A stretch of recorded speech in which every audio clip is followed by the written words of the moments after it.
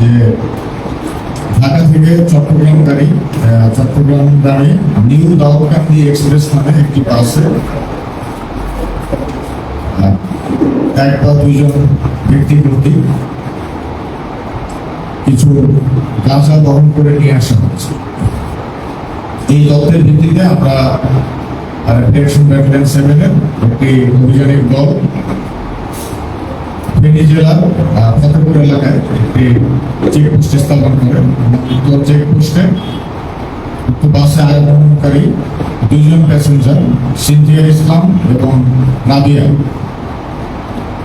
সন্দেহজনকভাবে তাদেরকে জিজ্ঞাসাবাদ করা হয় এবং তাদের সাথে যে লাগেজ ছিল সেই লাগেজের ভিতর থেকে 13 কেজি গাঁজা, এক বোতল বিদেশি মদ এবং 6টি বিয়ার জব্দ করা হয়।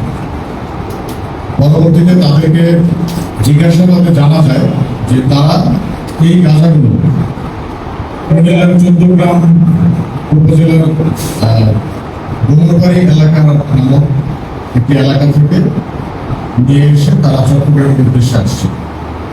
উক্ত তথ্যের ভিত্তিতে আমাদের অভিযানিক দল 14 গ্রাম পৌরসভার ডুমরবাড়ি পূর্বপাড়া এলাকায় রবিউল নামক একজন ব্যক্তির বাড়িতে গাঁজার আরো বড় স্টক আছে এই তথ্যের ভিত্তিতে গমন করে এবং সেই বাড়িতে তল্লাশি চালিয়ে বাড়ির রান্নাঘরে এবং গোয়ালঘরের ভেতর থেকে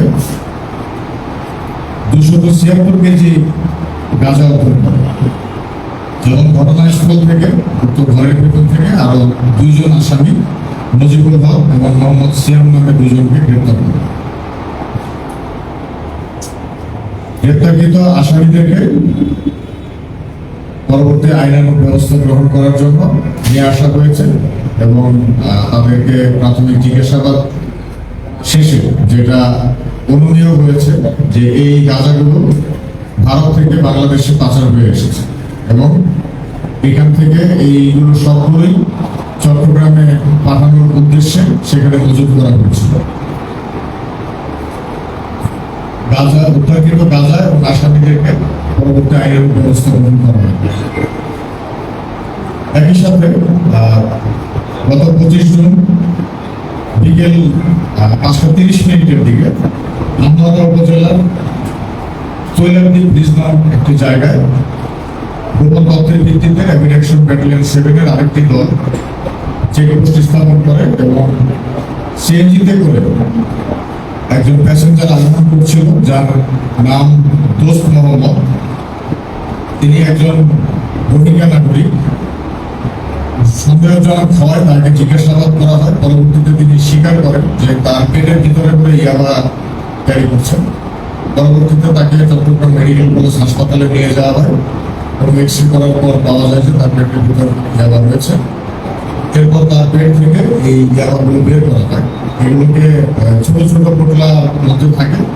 118টি পোটলা পাওয়া গেছে। সাধারণত একটি পোটলার ভিতরে 50 পিসের মতো থাকে। সেই হিসাবে অলমোস্ট 5,900 পিস ইয়াবা সহ তাকে গ্রেপ্তার করা হয়েছে।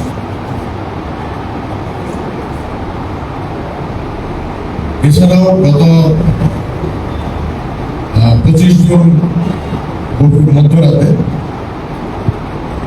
আপনারা জানেন যে বহুল আলোচিত র্যাব সদস্য বিএডি আব্দুল মোতালেব মার্ডার